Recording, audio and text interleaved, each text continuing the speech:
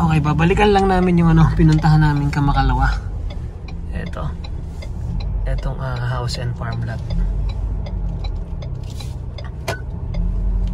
Pasok pala. Ito yung tawag doon, ito yung right of way. O kasama to? O hindi to? Kasama na po ito. Hanggang dyan po, sa tabi ka. So, pamula doon, meron naman akong balikan dito. Apo, sige po. Okay. Ang end nito, ito. O pababa pa? Ayan na po. Ito yung 5,000. Ayan po yung 3,000. Alin ang 3,000 po? Nasa baba po. Yan sa baba ng may puno. Dito? Okay, babain natin. Tingnan naman natin dito. Nandito naman kami sa Pinugay. Dito rin sa Baras. Ito naman daw yung 5,000 square meter saka 3,000. 5 hectares saka 3 hectares. Doon na ito. Tara.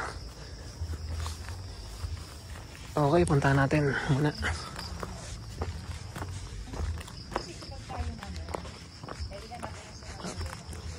Magandang umaga po. Meron po bang CR? Pwede ako makaihi mamaya. Hindi, mamaya na po. Mamaya na po pagbalik namin. Sige po.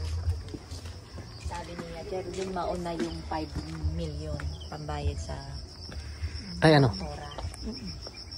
Saan ang umpisa? Yung remaining, ito yung 5,000 sir, mula doon sa karsada. Oo, hanggang ito sa may saging yan, yung may puno.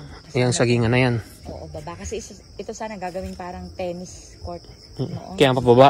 Kaya pababa. Ano nangyari? Ba't nga nila tinuloy?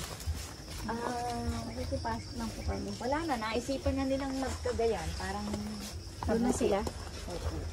Pero ito pong bahay na ito, kumbaga meron namang nag-aayos pa nito. Opo. Pag nasa taas ka sir, yan, lake view lahat po kasi yan. Magubat na nga. Meron na siya, no? Apo, para Ito. pag-akyat ng tubig naman po sir. Meron na siyang pump. Hanggang saan po? Yan po yung piggery. Yun. May alaga siyang, opo, babuyan.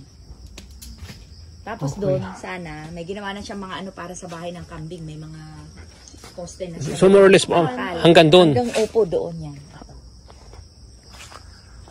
Okay. Na lang, masukal, hindi na siya na. Ang 3,000 ay kasunod sir. Basta yung kasunod yan, pababa dyan. Ayan sir, lake view. Pwede rin tayo umakyat sa bahay. Doon din po. Nasaan ang lake? Ayan sir. Hindi kita. Pwede tayo umakyat. Tara, akyat tayo. Pero kita na dito pag nagbahay tayo. Ayan, lake view na po yan.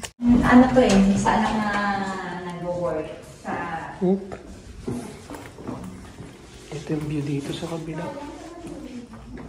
Tama, lake view na nga. Tapos bibili ng traktora dahil dun daw po yung mga need na... Yan na yung view. Yan na yung lake. Oo nga. Ganda ka dito. Ito lalagyan na po niya na sana ng magdal para roof deck. So pag binenta niya ito, kasama ko. Ito kasama yung 5,000, yung 5 hectares kasama yung bahay na hindi pag-aanong tapos. So ito yung CR niya. O ha? 5 hectares, 7 point something na may babuyan na, may kambingan, may medyo unfinished pa. Tsaka meron na siyang yung kasama na ang tawag dito, deep well.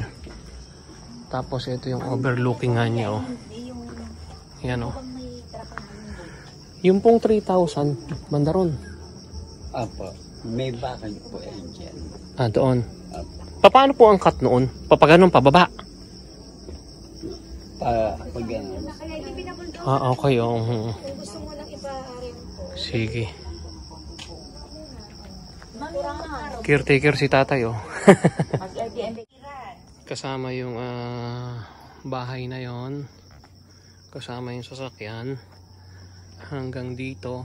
So mga kailan ka lalabas yung titulo? Kasi ko ang... So, sa taas is pwedeng lagyan ng helipad.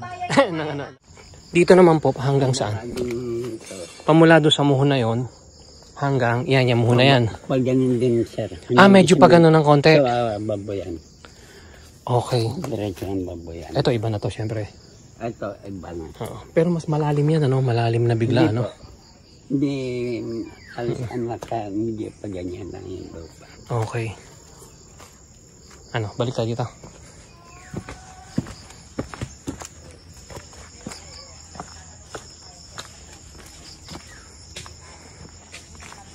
So, yan yung bahay, oh.